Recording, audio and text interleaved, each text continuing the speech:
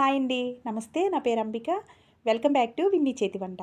ఈరోజు విన్నీ చేతి వంటలో మెంతి కూర పెసరపప్పుతో పొడి కూరని ఎలా తయారు చేసుకోవచ్చో చూపిస్తాను. ఈ కూర అయితే అన్నంలో భలే రుచిగా ఉంటుందండి. మెంతి కూర ఫ్లేవర్తో చాలా బాగుంటుంది. ఒకసారి మీరు కూడా ఇంట్లో తప్పకుండా ట్రై చేయండి.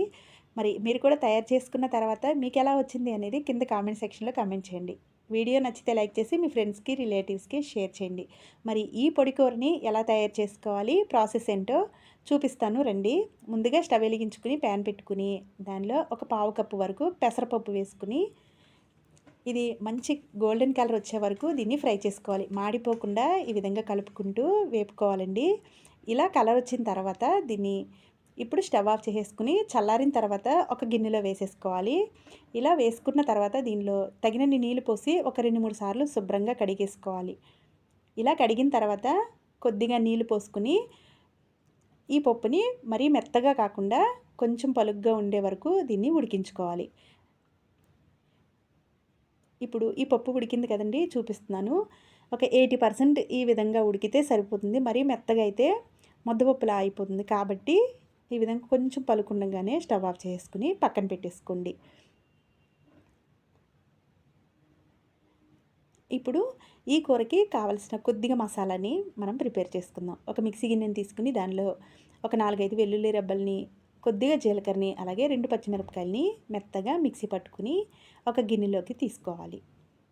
ఇప్పుడు స్టవ్ మీద ప్యాన్ పెట్టుకుని కొద్దిగా ఆయిల్ వేసుకోవాలి. ఒక గరిటె ఆయిల్ వేసుకోండి. తర్వాత పచ్చిశనగపప్పు, మినపప్పుని, అలాగే జీలకర్ర, కొద్దిగా ఆవాలను కూడా వేసుకుని మాడిపోకుండా కొద్దిసేపు ఫ్రై చేసుకోవాలి. ఇవి ఫ్రై అయిన తర్వాత దీనిలో ఒక రెబ్బ కరివేపాకు వేసుకుని ఇది కూడా దోరగా వేయించుకోండి.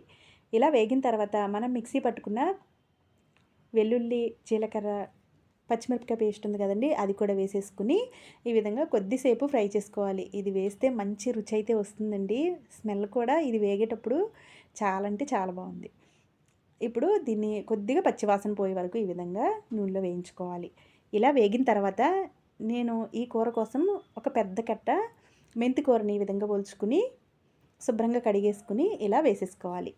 నేనైతే కొద్దిగా ఎక్కువసేపు నీళ్ళలో ఉంచడం వల్ల ఇలా అయ్యిందండి ఆకుకూర అయితే.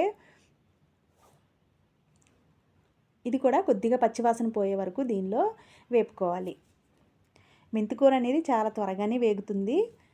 ఇలా వేగిన తర్వాత మనం ముందుగా ఉడికించి పెట్టుకున్న పెసరపప్పు ఉంది కదండి, అది దీనిలో వేసేసుకుని మరి కొద్దిసేపు ఇది ఉడకనివ్వాలి. ఒక 4-5 నిమిషాలు ఇది ఉడికితే సరిపోతుందండి. కూర ఎక్కువసేపు కూడా ఉడకవసరం లేదు. ఎందుకంటే మెంతి కూర అనేది ఆల్రెడీ ఉడికిపోయింది కాబట్టి ఇది తర్వాత పెసరపప్పు కూడా మనం ఉడికించేసుకున్నాం కాబట్టి ఈ రెండు చక్కగా దగ్గర పడే వరకు ఒక 3-4 నిమిషాల పాటు ఇది ఉడికించుకుంటే సరిపోతుంది. కూర అయితే రెడీ అయిపోయినట్లేనండి. ఇప్పుడు దీనిలో ఒక పావు టేబుల్ స్పూన్ పసుపు కూడా వేసుకుంటే సరిపోతుంది. దీనిలో కారం కూడా వేయవసరం లేదండి. మనం పచ్చిమిరపకాయ పేస్ట్ వేసాం కాబట్టి కారం అయితే వేయవసరం లేదు. అంతేనండి. ఈ కూర అయితే వేడివేడి అన్నంలో తింటే భలే రుచిగా ఉంటుంది. చిన్నపిల్లలు కూడా భలే ఇష్టంగా తినేస్తారు. మీరు కూడా ఇంట్లో తప్పకుండా ట్రై చేసి మీకు ఎలా వచ్చిందో కింద కామెంట్ చేయండి. వీడియో నచ్చితే లైక్ చేసి మీ ఫ్రెండ్స్కి, రిలేటివ్స్కి షేర్ చేయండి. ఇలాంటి మరిన్ని వీడియోస్ కోసం మా ఛానల్ని సబ్స్క్రైబ్ చేసుకోండి. Thank you for watching.